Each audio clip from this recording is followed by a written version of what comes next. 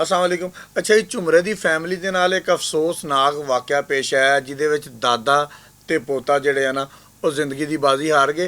एक कार झुमरे तो फैसलाबाद आ रही सी, एक एंबूलेंस जिहड़ी आ वो रॉन्ग साइड तो जांदी उहदे नाल टकराई आ, जिहदे नाल इह खौफनाक हादसा पेश आया वा।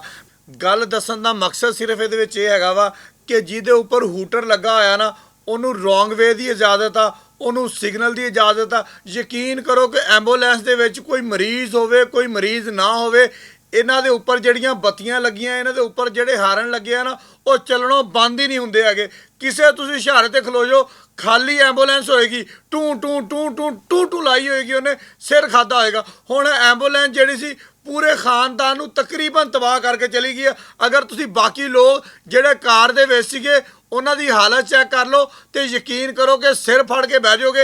ਇਸ ਐਂਬੂਲੈਂਸ ਦੇ ਵਿੱਚ 3 ਨੌਜਵਾਨ ਜਿਹੜੇ ਸੀ ਨਾ ਉਹ ਸਵਾਰ ਸੀ, ਇੱਕ ਡਰਾਈਵਰ ਸੀਗੇ, 2 ਦੇ ਨਾਲ ਬੈਠੇ ਹੋਣੇ ਆ, ਗੱਲਾਂ ਬਾਤਾਂ ਕਰ ਲਏ ਹੋਣੇ ਆ। ਨਾ ਵਿੱਚ ਮਰੀਜ਼ ਆ, ਨਾ ਵਿੱਚ ਕੋਈ ਗੱਲ ਆ, ਨਾ ਕੋਈ ਬਾਤ ਆ।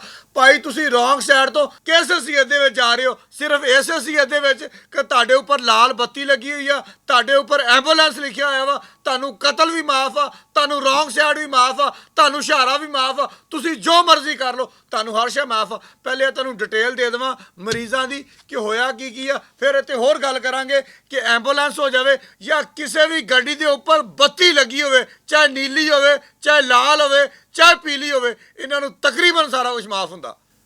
ਅੱਛਾ ਜੀ, ਕਾਰ ਦੇ ਵਿੱਚ 4 ਵੱਡੇ ਤੇ 2 ਨਿਆਣੇ ਬੈਠੇ ਹੋਏ ਸੀ, ਜਦੋਂ ਕਿ ਐਂਬੂਲੈਂਸ ਦੇ ਵਿੱਚ 3 ਬੰਦੇ ਜਿਹੜੇ ਆ ਨਾ ਉਹ ਸਵਾਰ ਸੀ। ਪਹਿਲੇ ਆਪਾਂ ਕਾਰ ਵਾਲਿਆਂ ਦੀ ਗੱਲ ਕਰ ਲੈਂਦੇ ਹਾਂ। 65 ਸਾਲਾ ਅਰਸ਼ਦ ਬੇਗ ਤੇ 2 ਸਾਲਾ ਹਜ਼ੈਫਾ ਇਹ ਜ਼ਿੰਦਗੀ ਦੀ ਬਾਜ਼ੀ ਹਾਰ ਗਏ। ਹੁਣ ਜ਼ਖਮੀਆਂ ਲਾਣੇ ਆ। 35 ਸਾਲਾ ਨਵੀਦ, ਇਹਦੇ ਸਿਰ ਦੇ ਵਿੱਚ ਸੱਟ ਲੱਗੀ ਹੋਈ ਆ, ਇਹ ਸ਼ਦੀਦ ਜ਼ਖਮੀ ਆ। 58 ਸਾਲਾ ਆਸੀਆ, ਇਹਦੀ ਇੱਕ ਲੱਤ ਜਿਹੜੀ ਆ ਉਹ ਟੁੱਟ ਗਈ ਆ, ਇਹ ਵੀ ਸ਼ਦੀਦ ਜ਼ਖਮੀ ਆ।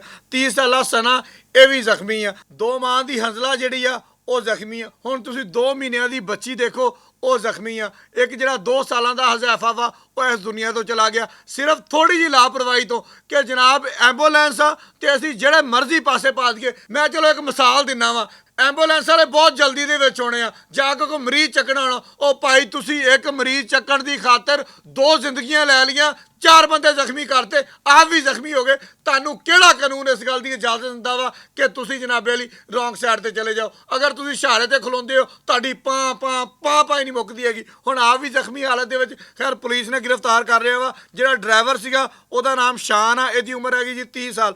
31 ਸਾਲ ਦਾ ਉਸਮਾਨ ਸੀ ਵਿੱਚ, 31 ਸਾਲਾ ਸ਼ੀਨ ਅਜ਼ੀਮ ਸੀ ਵਿੱਚ, ਜਿਹੜੇ ਤਿੰਨੇ ਦੇ ਤਿੰਨੇ ਮਾਮੂਲੀ ਜ਼ਖਮੀ ਹੋਏ ਆ। ਡਰਾਈਵਰ ਨੂੰ ਗ੍ਰਿਫਤਾਰ ਕਰ ਲਿਆ, ਬਾਕੀਆਂ ਨੂੰ ਇਲਾਜ ਮੁਆਲਜੇ ਤੋਂ ਬਾਅਦ ਮੇਰਾ ਖਿਆਲ ਆ ਛੱਡ ਦਿੱਤਾ ਵਾ। ਅਸੀਂ ਦੁਆ ਗੋ ਆ ਕਿ ਜਿਹੜੇ ਜ਼ਖਮੀ ਨੇ ਅੱਲਾਹ ਪਾਕ ਉਹਨਾਂ ਨੂੰ ਸਿਹਤ ਦੇਵੇ। ਲੇਕਿਨ ਸਿਰਫ ਗੁਜ਼ਾਰਿਸ਼ ਹੈਗੀ ਆ ਕਿ ਅਗਰ ਤੁਹਾਡੇ ਉੱਪਰ ਬੱਤੀਆਂ ਲੱਗੀਆਂ ਹੋਈਆਂ ਵਾ, ਤੁਹਾਡੇ ਕੋਲ ਅਖਤਿਆਰ ਹੈਗਾ ਵਾ, ਇਹ ਅਖਤਿਆਰ ਤੁਹਾਡੇ ਕੋਲ ਸਿੱਧੀਆਂ ਸੜਕਾਂ ਤੇ ਜਾਣ ਦਾ ਵਾ, ਐਮਰਜੈਂਸੀ ਦੇ ਵਿੱਚ ਹੂਟਰ ਵਜਾਉਣ ਦਾ ਵਾ। ਇਹ ਨਹੀਂ ਹੈਗਾ ਕਿ ਜਿੱਧਰ ਨੂੰ ਤੁਹਾਡਾ ਮੂੰਹ ਕੀਤਾ, ਜਿੱਧਰ ਨੂੰ ਤੁਹਾਡਾ ਦਿਲ ਕੀਤਾ, ਤੁਸੀਂ ਹੂਟਰ ਛੱਡ ਦਿੱਤਾ, ਤੁਸੀਂ ਉੱਧਰ ਨੂੰ ਗੱਡੀ ਪਾ ਕੇ ਜਿੰਨਾ ਮਰਜ਼ੀ ਨੁਕਸਾਨ ਕਰ ਦਿੱਤਾ। ਬਹੁਤ ਸ਼ੁਕਰੀਆ।